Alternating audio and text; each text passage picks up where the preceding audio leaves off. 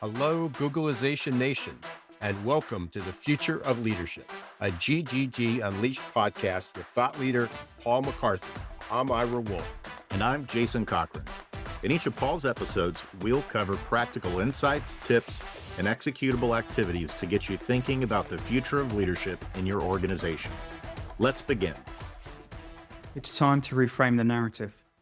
It's time to create the conditions for our leaders, leadership teams, and organizations to have open and honest conversations that matter. I'm Paul Mack from Paul Mack Leadership, just a poor boy from Shepherd's Bush, challenging the way things are done. I've adopted a counterintuitive approach to the future of leadership that's starting to gain traction. What I'm sharing is raw, it's unconventional, but it's always focused on having the conversations we need to have. Today, we're going to be talking through the type of leader we will need in the future to navigate ongoing disruption. As part of the future of work and the future of leadership, we will increasingly need leaders who can demonstrate a range of disruptive leadership qualities. In this episode, we'll break down some of the myths and stigma surrounding these types of leaders, and will challenge your perception and understanding of what a disruptive leader and a disruptor looks like. By the end of this episode, you'll understand why we need these types of leaders and what will begin to happen if we don't embrace these leaders into how we identify, recruit, onboard, and develop our future leader pipeline. Those who know my story will be aware that I'm a disruptive leader. Fired 4 times for demonstrating the leader qualities that I was hired for. Because I was disruptive as a leader, doors began to close to me, silos surfaced, and office politics intensified. I and the research believe that that's mainly because we haven't been educated to see the true value that disruptive leaders can bring to an organization and the increasing role that they will play in the future. We tend to see disruption as a dirty word. Let's be honest here. A taboo topic that many are plagued by, and yet few truly understand what being disruptive actually means. You see, disruptive leaders are often seen as troublemakers, agitators, shit disturbers, and they're often stigmatized for their differences. But let's take a look at some of the organizations that I've found through my research and how they interact with these so-called troublemakers. Square Root, an Austin-based technology startup, whose director of people and culture states, the company has taken the stigma out of troublemaking. This was achieved through the company sending a letter to the entire team introducing the concept of a troublemaker. Square Root has embedded the need and expectation to be a troublemaker as part of every staff member and leader's role. Think about that. The feedback so far indicates an increase in not just productivity, but individual effectiveness. Or how about founder of Bridgewater Associates, Ray Dalio? He lets it be known that all employees are expected to challenge their peers and superiors, and has embedded a culture of dissent, which improves creative thinking and productivity. Or even co-CEO Melody Hobson of Ariel Investments. She would openly disagree with her co-CEO, not out of disrespect, but out of a sense of pursuing the greater mission of the firm. Later in this episode, we'll see how this is a critical quality that disruptive leaders possess. Let's put this into the wider context of how our current approaches to identifying, recruiting, onboarding, and developing future leaders are broken at worst or ineffective at best. DDI's latest global leadership forecast in 2023 found that increasingly, CEOs are often being kept up at night by what they call the fragility of the workforce. The key things keeping these CEOs up at night as part of the fragility of the workforce include attracting and retaining top talent, developing the next generation of leaders, and maintaining an engaged workforce. These 3 things keep CEOs more concerned than their other economic and business concerns. Here's an interesting fact from this research as well. Only 12% of companies surveyed in this research report what they call a confidence in the strength of their leadership bench. 12%.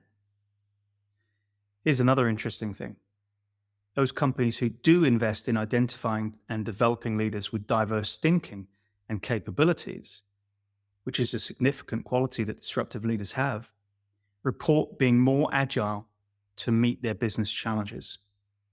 They're also 6 times more likely to engage and retain top talent, 3 times more likely to be among the most top performing organizations in the world, and 5 times more likely to prevent employee burnout.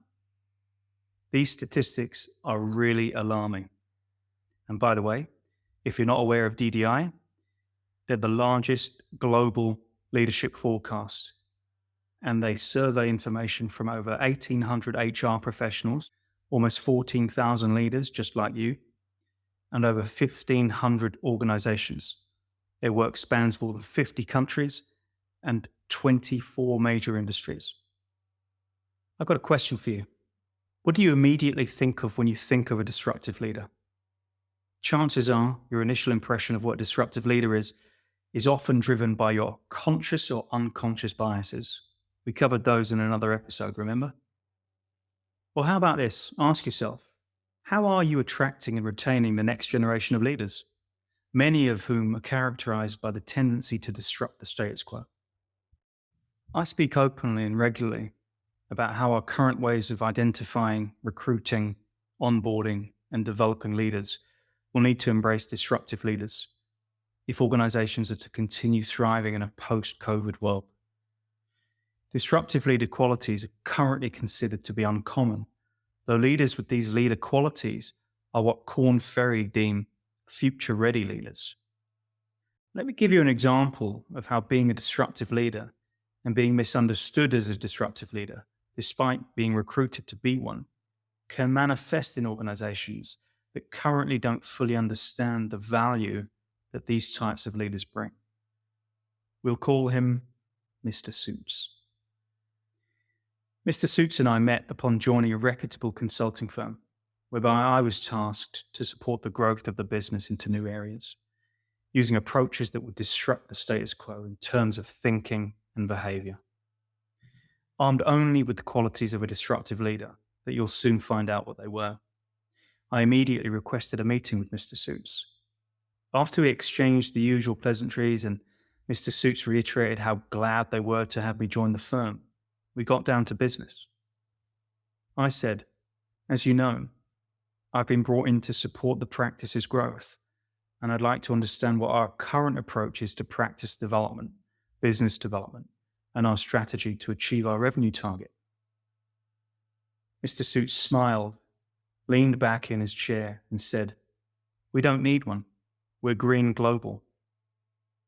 I outlined my case for why we needed a disruptive approach that would diversify our client base to prepare for the inevitable recession that was looming. Does that sound familiar?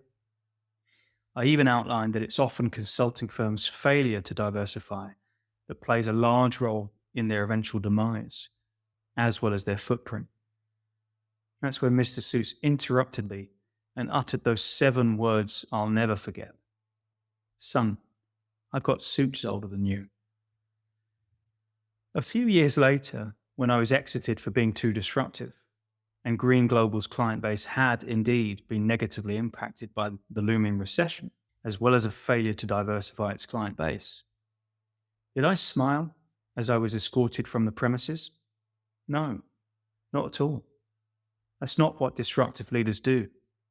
Surely you don't need me to tell you why the above is bad for organizations, how organizations treat leaders who bring divergent thinking, new perspectives, or non-linear thinking, do you? In an earlier episode, I referenced some of DDI's research findings from its 2018 Global Leadership Forecast. Specifically, that an organization which identifies disruptive leadership potential early tends to outperform other organizations by up to 4.3 times more. Think about that.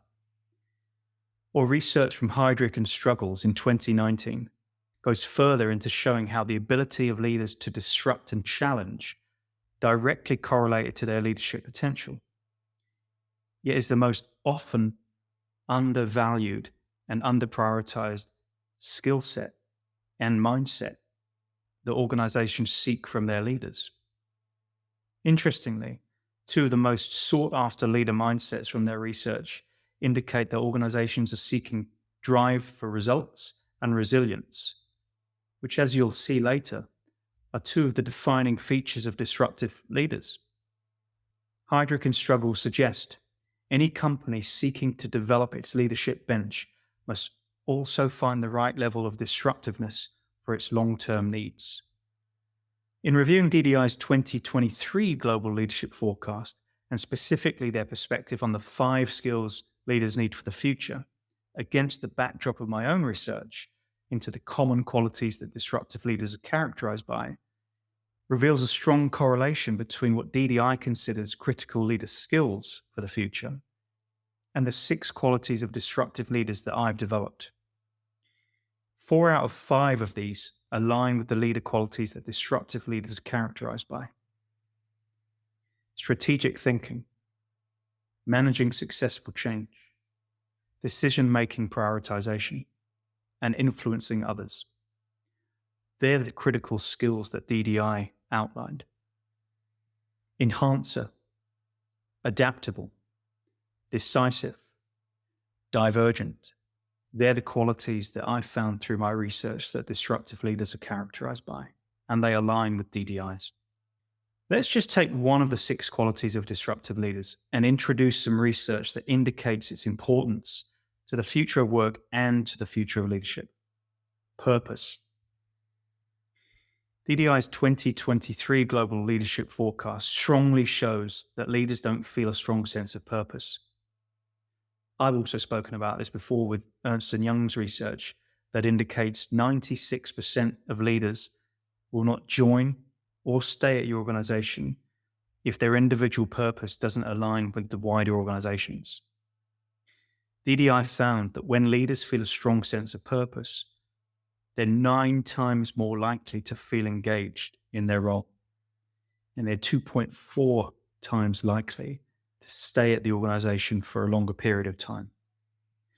In the research I conducted into the qualities that disruptive leaders have, our findings indicate that disruptive leaders are purpose-driven, build trust quickly, and curiously innovate, empathetic big-picture thinkers and improvement-focused, transparent and courageous challengers of the status quo, embrace uncertainty with decisiveness, agility, and resiliency, divergent in approach, thinking, perspectives, and values, ability to continually adapt, see opportunities, and transform. These qualities and these indicators have become what I've termed the 6 qualities of disruptive leaders. And in the work I do in the future of leadership, they now serve as a blueprint for how to identify, recruit, onboard, and develop disruptive leaders into your organization. In your own organization, who is the Mr. Suits or Mrs. Suits that you can identify? And how can you help prepare them for embracing the value that disruptive leaders bring? How prepared do you think your organization is right now to identify, recruit, onboard, and develop leaders who are disruptive and have rebellious leadership qualities? And how can you begin to reframe how you perceive leaders with disruptive and rebellious leader qualities, or challenge the assumptions you hold of these types of leaders and what they can bring to your organization? Think back to Mr. Suits and how I was hired to disrupt the status quo in an organization that wanted and needed a disruptive leader to navigate the process, yet wasn't ready at a systemic and institutional level. And now recall the work of Clayton Christensen, a figure in disruption in business. He stated that if an established company pursues growth in a new market, the odds of success are 6 times greater, and the revenue potential is 20 times greater than in incremental growth in an established market. As part of preparing for this episode, I spoke to many peers and colleagues and even friends on the topic. And I was overwhelmed by the perception that still exists that to be disruptive is a bad thing, a negative thing. And yet at the same time, it's a trending topic that few fully understand. Just do a quick search on LinkedIn, Chief Disruption Officer or disruption. LinkedIn throws out hundreds of thousands of people that have these terms in their job titles or role profiles. I was treated as a pariah for being a disruptor, a pariah in the organizations that weren't yet prepared for embracing disruptive leaders. And yet it's the disruptive leaders that change how people think. They're motivated by a bigger purpose, by staying relevant and rewriting the new normal. That's increasingly relevant in a post-COVID world, isn't it? As Korn Ferry in its research study about self-disruptive leaders shows, disruptive leaders are adaptive change makers for the future. In that research, Korn Ferry surveyed over 795 investors and analysts to understand the skills needed by future business in an increasingly disruptive environment. They found that the current supply of leaders who have disruptive leader qualities and the market's demand for them reveal just how wide the leadership skills shortage in this area is. Through this study, Korn Ferry discovered a clear link between disruptive leaders and high performance. But even more shocking for me is that globally, organizations will not be able to quickly adapt to changing business environments unless their leaders are future ready, which means having the ability to be self-disruptive as a leader. Currently, only 15% of today's leaders can be considered as self-disruptors. Some more sobering statistics from this study reveal 69% said the need for transformation will make leadership more important to company performance within the next 3 years. Almost 8 out of 10 insist the right leadership is critically important when deciding which companies to invest in. And 67% believe that traditional and legacy leadership will not be fit for the future. This is especially relevant in parts of Asia, where 82% of investors in China and 80% in Japan believe this to be the case. To navigate this difficult situation, Korn Ferry advocate that many organizations will need to overhaul not just their leadership development programs, but the very structure and culture of their businesses. Studies like this are becoming increasingly common, and at the heart of them is highlighting how and why the previous and current models of good leadership are not future ready. I've made it no secret in my work that the majority of leadership development programs are typically based on reintroducing the same characteristics of what might have worked in the past. We're now beginning to wake up to the realization that how we develop future leaders for future business will need to reflect and adapt based on a new set of qualities and attributes that previously would have been marginalized or discredited. As eloquently put by the authors of the Korn Ferry study, a revolution in how companies develop leaders is vital for closing the leadership gap. Traditionally, that will be considered something to avoid, but it's not the case today, at least not with a business development lens applied. The value of disruption is that it allows leaders to break free of conventional thinking and processes. Some things to ponder. How can you seek out opportunities to disrupt how your organization identifies, recruits, onboards, and develops its future leaders? And how can you create the conditions in your organization to enable leaders to break free of conventional thinking and processes? As we wrap this episode up, I invite you to do the following. Spend 30 minutes to challenge the assumptions that you hold about disruptive leaders and how you may be overlooking them as a source of organizational resilience and continued innovation. Think about the key disruptions facing your organization right now and consider what value you think that this type of leader can bring to navigate the organization through it. Identify 3 activities that will help you specifically seek out a leader's ability to disrupt. And now think about what's going to happen to you and your organization and your future leadership talent pipeline if you don't embrace disruptive leaders. DDI's 2023 Global Leadership Forecast found that only 29% of organizations train leaders to develop the critical skills needed for the future. Those that do are 1.4 times more likely to be named as a best place to work, which improves their ability to attract and retain top talent.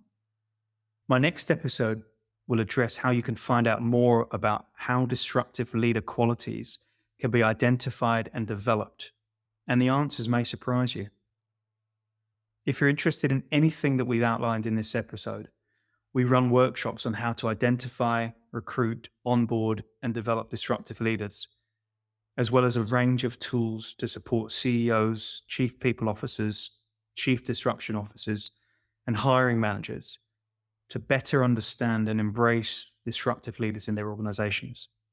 You can find me on LinkedIn, and I'm happy to have a discussion or share workshop details. Thanks for tuning in today. That's it for today's episode. Thank you for tuning in and learning about the future of leadership. We'll be back next month with Paul for another episode. But until then, please visit Paul's website for additional resources at paulmacleadership.com. And until next time, don't let the shift hit your plans.